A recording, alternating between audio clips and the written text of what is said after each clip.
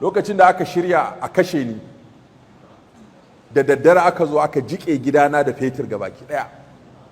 Bayan ku dama duk sanda zan yi dare sai na nemo 'yan sanda sun mun gadi, musamman akwai tarukan da ake yi in suka zo sai na nemo 'yan sanda sun mun gadi, in ba ka kowa zai wuce sai ya ɗau dutse ya jefa gidana.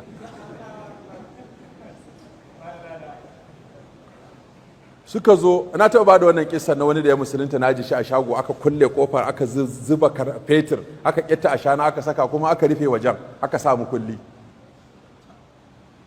suna ihu wuta ta kama a ciki ko ba wanda ya fito a unguwar. ta irin wannan lokacin za ka ku nawa ne to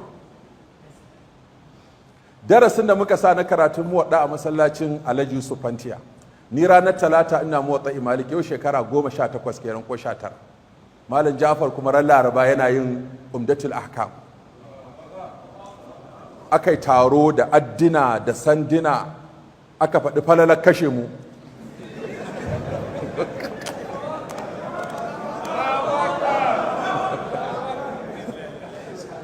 aka zo aka kawo mana hari. To ni ranar dama an sanar da ni, shi Alhaji Yusuf Fantiya ya zo har gida, saura bai fi awa ɗaya tafi karatu bai ce min yau malam ba karatu. ci haba Alhaji ya ce ba karatu. Dan duk ranar da za a yi karatun nan mukan zo mu gaya ma kwamishina a police ya ba mu motar mobile guda 2 su suke tsare ma karatun. To yau ya je ba a bayar ba, ya san akwai wani abu a ƙasa, don ba a ma gan shi ya ga kwamishina ba. Ya ce da haka ka ai karatu yau. Ta mutane duk sun taho, lokacin ba hanyar sadarwa da za a sanar da mutane social media cewa yau ba karatu. Ashe an yi mugun tanadi ma. Mutane da ba su san an janye karatu a rana ba suka fada.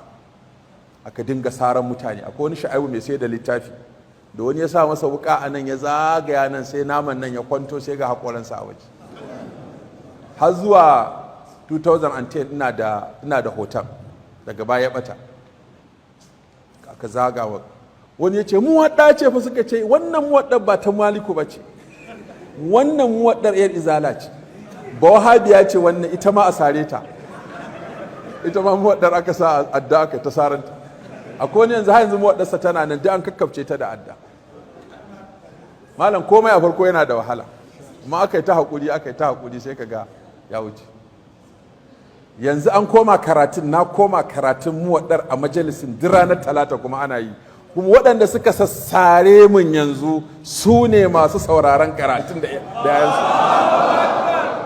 Gidajen da suke kusa da masallacin wanda ba abinda yanzu duk sun siyar, an rushe wasu gidajen an hada a cikin masallacin an ƙara girmansa.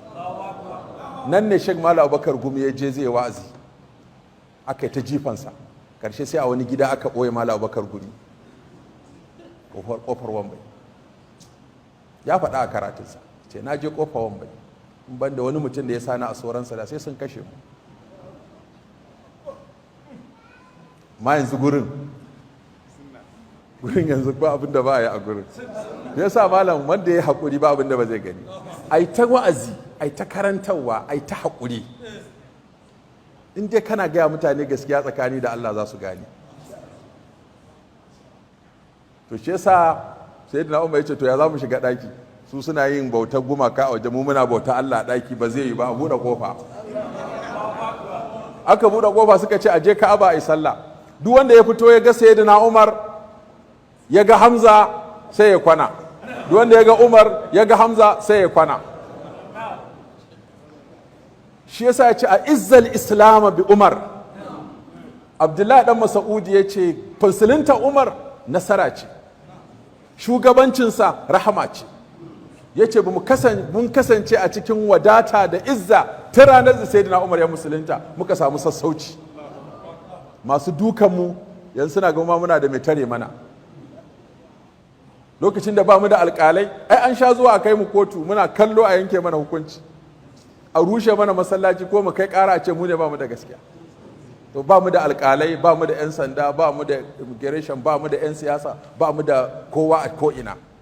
Amma yanzu wannan da ya zama tarihi. Kowane ofis ka shiga akwai mu, kowane gida ka shiga akwai mu. Wannan shi ne abin da Allah yi. Saboda haka suka fito to ganin musulunci ya fara samun ɗaukaka. Sayyidina Umar ya zama kariya ga waɗannan sahabbai